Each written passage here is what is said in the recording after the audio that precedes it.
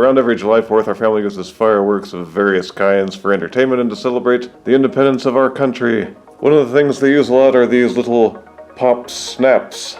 These little wads that are filled with a mildly explosive substance and wrapped in paper. You can throw them at people or at things and it won't really hurt them, but you have to throw them by hand, which is kind of inaccurate. So we've been trying to think of ways to engineer a more effective pop delivery system.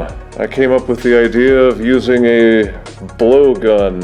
So we're going to test it out here to see how effective it is. The blowgun that I've got here has this opening, this aperture, and it seems to fit a pop snap pretty well. You just kind of push it in there. So we're going to pause for a moment and then see how effective this is. I've set up a little cardboard backstop next to my little kitchen table, and I'm seated across in the living room at the distance of about 15 feet. We'll be implementing the pop delivery system, putting the snap in with the little tied end outward, so that way it should sail effectively. Yeah, that works pretty good. Of course, I don't recommend you do this indoors. The little bits and pieces that they keep inside to help it go off effectively will scatter all over the place.